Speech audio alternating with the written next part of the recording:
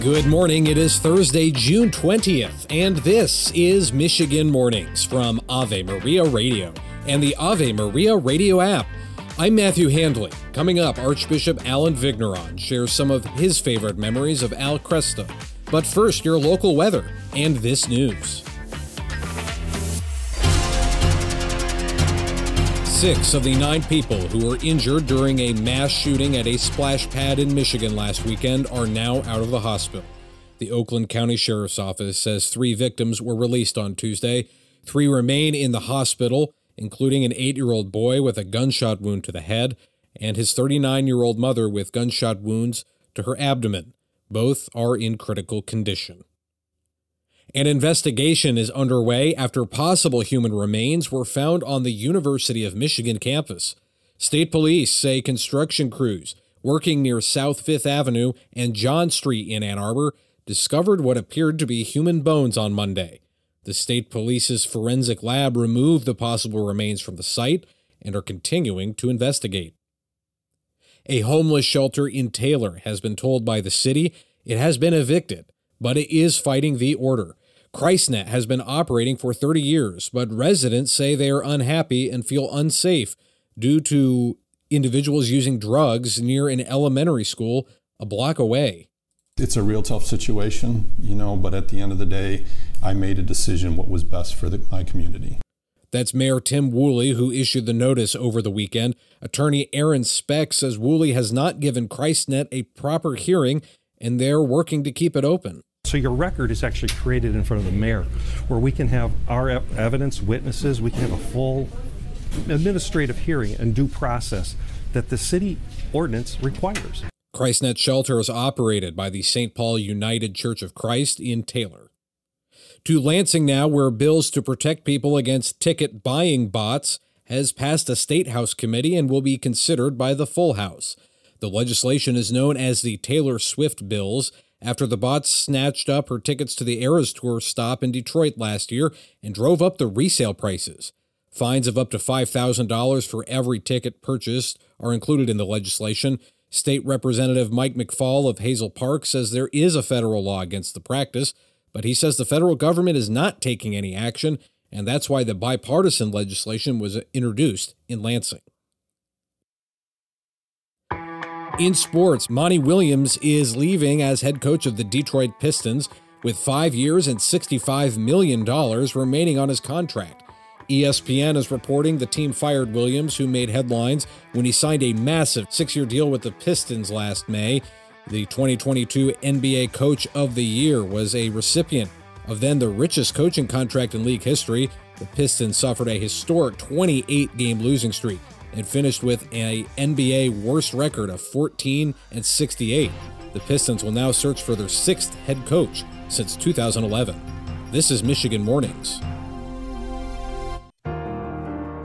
We have something that stands in utter contrast to the lies of this world. It's called the Word of God.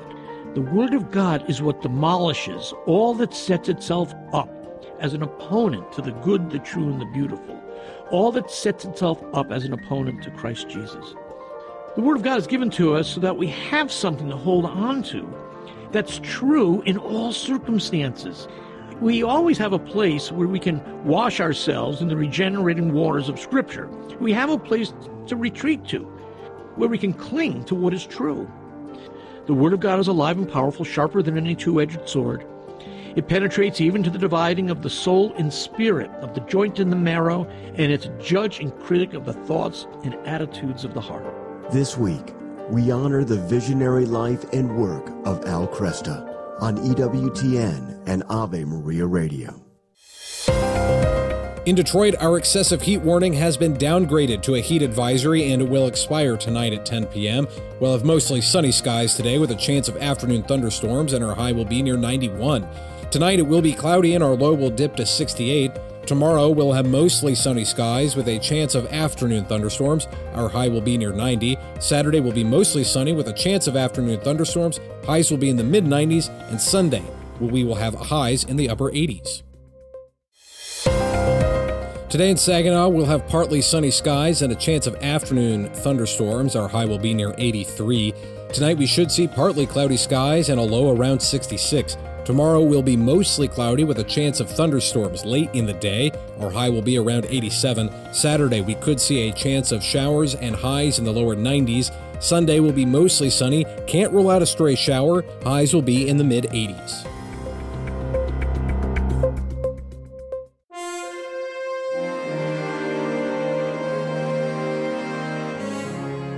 We're continuing to honor the memory of our late president and CEO, Al Kresta. Archbishop Allen Vigneron, head of the Archdiocese of Detroit, joined Marcus Peter to share his memories of Al. I think he exemplified so very much of the vision of the Second Vatican Council about the cooperation, the collaboration of priests and the lay faithful. And I always felt honored that he considered me a co-worker. I just so highly admired him for his dedication to the gospel. You know, Your Grace, you've been spearheading this outstanding charge of the work of evangelization, not just at the level of the clergy, but amongst the lay faithful in your entire archdiocese, and through this campaign program, Unleash the Gospel. And Al's entire life was about unleashing the gospel. That must have brought you a lot of consolation to be able to work alongside him and have him be one of the spokespersons for this mission. Indeed. As I said, I think he exemplified what St. John Paul thought about and spoke about with being sure that the third millennium is a new Christian millennium. And one of the things I would highlight that Al, in his zeal, was always serene, which to me is quite remarkable. There are many challenges that we face in witnessing to the gospel and sharing the gospel today, and in no way was his zeal blunted, but I thought he went about the work of sharing the gospel with a great deal of peace. And that, I think, highlights a complementary virtue that he exemplified, and that's integrity. He didn't shy away from speaking about controversial matters. As I said, he did it with a serenity and a confidence in the truth of the gospel and the power of Christ. But he wasn't to be cowed, and I admired that greatly in him. We want to hear from you. You can give us a call at 877-288-1077 and let us know what your favorite memories of Al were. We may even mention it here on the radio. You can also leave us a message online at avemariaradio.net. Just click the In Memoriam banner. I'm Matthew Handley, and that does it for this edition of Michigan Mornings. You can stay connected with me on X. I'm at Radio Handley. And Lord willing, I will talk to you again tomorrow. Goodbye.